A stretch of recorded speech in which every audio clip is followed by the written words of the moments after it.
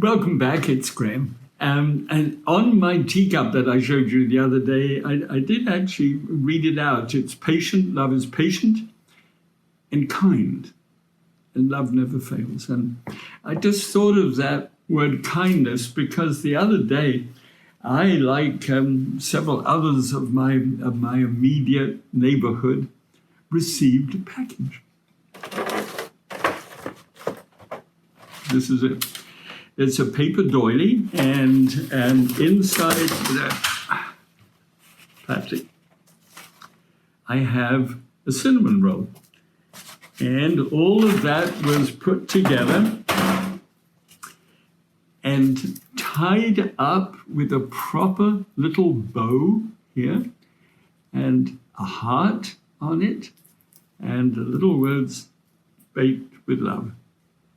And then handwritten, this was not printed. I can see the indentation here. Thinking of you. Now, it didn't say thinking of you, Graham, that's fine. Well over 100 of these were packaged up and sent out by a staff that is already stretched in doing the sort of things that they're doing with additional care nowadays because of the need for paying attention to the things that are done. And so here did I receive a cinnamon roll made in the kitchens right here in our environment, wrapped extremely carefully, by the way. Each one of these, one of them is gone. And I'm not, cinnamon rolls are not in the highest level of order of my preferences at the moment for what I eat. But I couldn't help but feel loved by them, by these people who are going out, young men and women. They're going out every day to their homes, out in that area. They're considered to be essential workers. And part of their essential work is to come in and care for us. And we are, let's face it, we're the elders. I'm 86 at the present moment, and so could easily be said to be one of those people at high risk. And there are many here in nursing, long-term care, who have underlying conditions because they're elders. We do get to have little elements of our wonderfully designed bodies beginning to start to not work quite as well as normal. And so therefore there's a potential for us to be more easily infected at a dangerous level.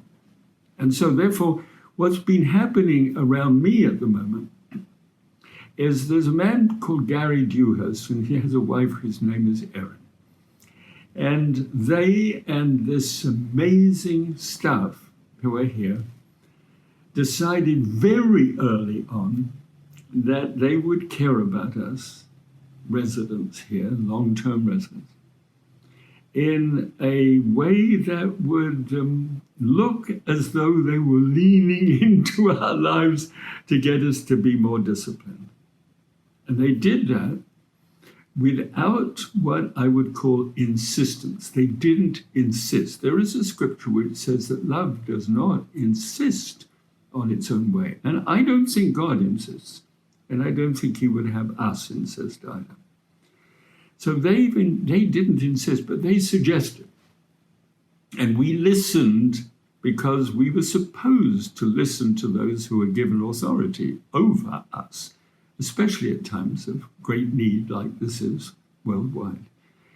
To the degree that I think people have paid attention to those people who have authority over them and respect those people, give them some respect. They have a tremendous weight on their shoulders. From Gary's point of view, in our immediate environment, up to the President of the United States, up to the World Health Organization, each one of these people go to bed at night wondering what the next day is going to bring. And we can benefit as a result of simply saying, okay, I might not like the idea of not having to go down and do my own shopping, but if there's somebody who will shop for me and I can take all the proper precautions, then this I should do. And I personally am getting to be a little bit, not comfortable, but comforted by this caring that is taking place in my life at the moment. I do feel cared for. And this represents in an extraordinary way what it feels to be cared for at a time like this. That this team would deliberately go out of their way to bake for each of us and send us a handwritten note telling us that we're cared about. It may be that you're not in that kind of place at this time. But at the same time, maybe there's a fudge recipe, which is also not high on my list of edibles, that you know and that you love and that you have the ingredients for. Just a little, not much. And you could make a little batch of fudge and wrap it up as this team did and write a little note on it for your immediate neighbor. I'm hoping to do this a little later on this year with the plants that I'm growing at the moment in the little grow box. I'm hoping that the tomatoes will come out and that I will be able to take a tomato to Lois, my next door neighbor, who's on the other side, to the people that I know that are very close and very dear.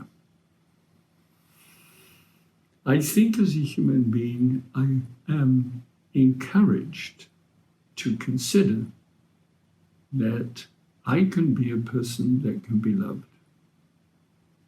That is an enormous gift that's come out of a difficult time. Till next time.